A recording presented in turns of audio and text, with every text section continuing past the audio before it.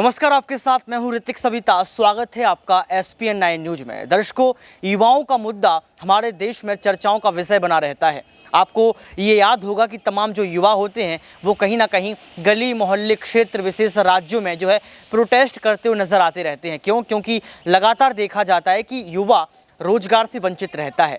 लेकिन देश की सरकार आखिर क्यों मूक दर्शक बनी रहती है जब तमाम एजेंसियों में, तमाम डिपार्टमेंट्स में जो है जॉब खाली होती हैं, भर्तियां रिक्त होती हैं, इसके बावजूद भी युवाओं को आगे क्यों नहीं रखा जाता, ये अहम सवाल है। लेकिन कई बार ऐसा भी देखा गया कि जब विधानसभा चुनाव नज़दीक आते हैं, इसके साथ देखा जाए तो लोकसभा चुनाव नज़दीक आते हैं, तो इसके पहले युवाओं को रोजगार को लेकर घोषणाएं कर दी जाती हैं। लेकिन विपक्ष अपनी भूमिका लगातार निभाता रहता है। विपक्ष का काम यही होता है कि सत्ता पक्ष को आईना दिखाना, यानी कि जो काम सत्ता पक्ष नहीं कर रहा है उस काम को जबरदस्ती करवा लेना। तभी तो कहते हैं कि विकल्पों की उपलब्धता ही स्वतंत्रता है। तो यहाँ पर स्वतंत्र रूप कहीं ना कहीं विपक्ष के पास देखने को मिलता है। लेकिन पहले आप इस वीडियो को सुनिए, जिस वीडियो में यहाँ पर गौरव वल्लभ जो है बड़े बड़े खुलासे करते आए हैं और यहाँ पर कहीं ना कहीं देश के प्रधानमंत्री से बड़ी अपील कर रहे हैं, गुस्से में भी नजर आ रहे हैं। देखिए इस वीडियो को। आज का 85वां महाधिवेशन एक ऐतिहासिक भारत जोड़ो यात्रा के बाद हो रहा है।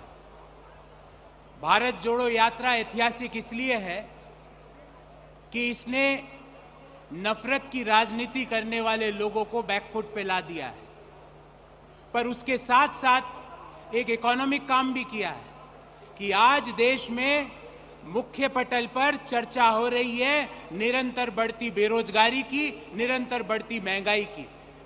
आज चर्चा देश में अमृतकाल की नहीं हो रही है और नहीं चाहिए हमें ऐसा अमृतकाल जहां पर देश में भुखमरी की रैंकिंग 121 देशों में 107वें नंबर पर हो।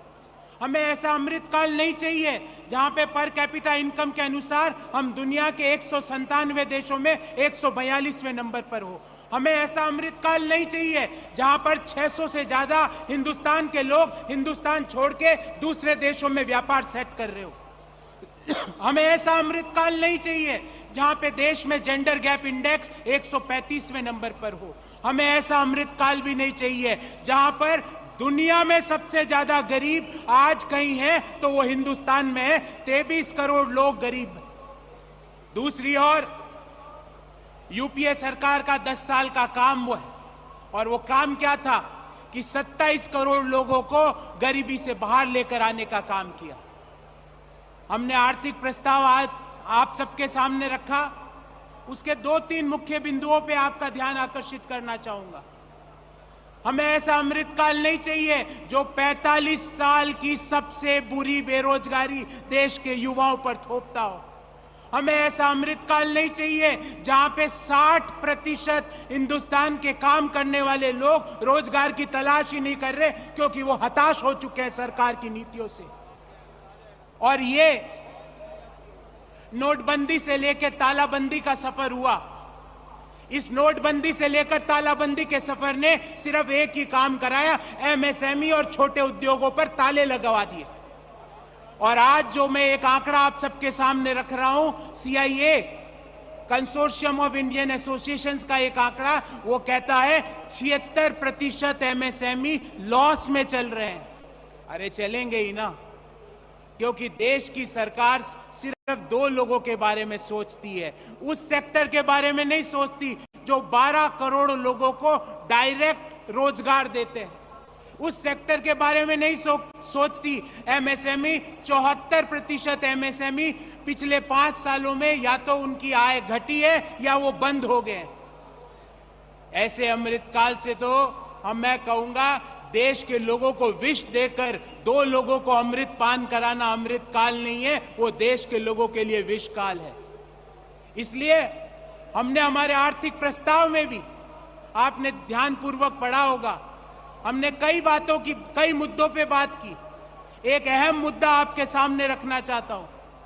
हम ये चाहते हैं कि देश में अर्थव्यवस्था में सिर्फ फोकस GDP ग्रोथ पर ही ना हो, फोकस इस बात पर हो कि देश में नए रोजगार का सृजन कितना हुआ हो, देश में लोगों की जीवन स्तर में सुधार किस तरह हुआ हो, देश में लोग किस तरह खुशहाली और अपने सपनों को पूरा कर रहे हैं।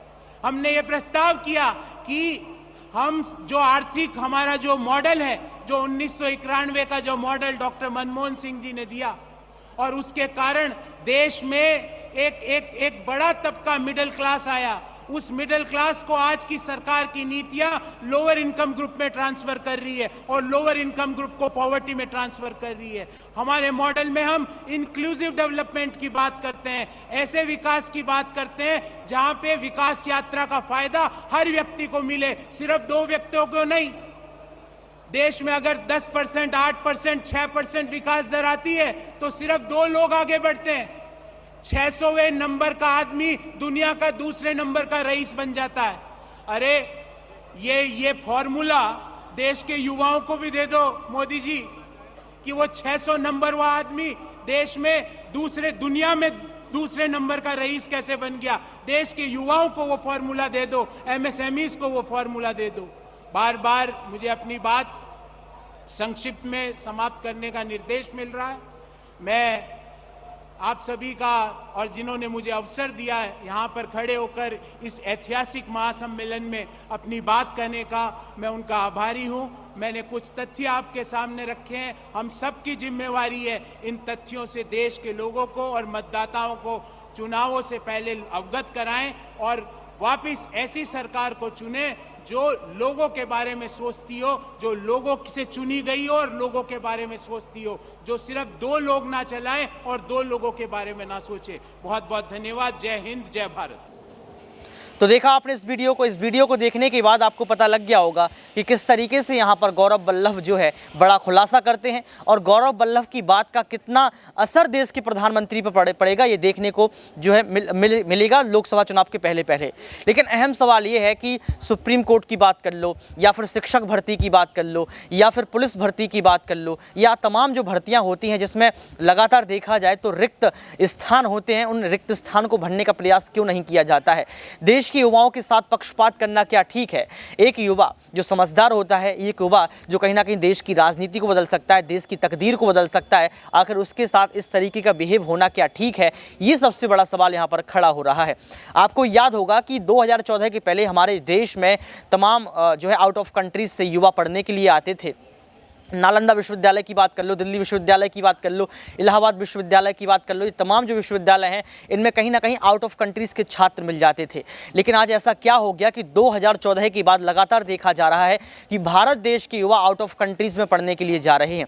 तो क्या शिक्षा व्यवस्था का माहौल जो है कमज़ोर हो गया है या फिर देखा जाए तो वो बात नहीं रही जो बात पहले हुआ करती थी। लेकिन दर्शकों सवाल ये भी उठता है कि प्रवासी भारतीयों की बात कर लो या हमारे जो भारतीय नागरिक हैं जो लगातार यहाँ की नागरिकता को छोड़ आउट ऑफ कंट्रीज की नागरिकता ले रहे हैं, ये भी बड़ा सवाल है कि आखिर क्यों देश को छोड़ने का प्रयास किया जा रहा है। तो आपको ये समझना पड़ेगा, आपको ये जानना पड़ेगा कि 2024 का जो लोकसभा चुनाव है उसके पहले देश के प्रधानमंत्री कितने बड़े ऐलान करते हैं, क्या वायदे करते हैं, ये समझना और जानना पड़ेगा। लेकिन गौरव वल्लभ ने जो बातें कही हैं इसमें कितनी सच्चाई है, कितना भरोसा आप इस पर करते हैं, ये भी कमेंट बॉक्स में बताएं। और बात जाते जाते मैं एक सवाल आपसे लेना चाहता हूँ, क्या देश के युवाओं को 2024 के पहले रोजगार मिलेगा? आज के लिए सिर्फ इतना ही। देखते रहिए SPN9 न्यूज़।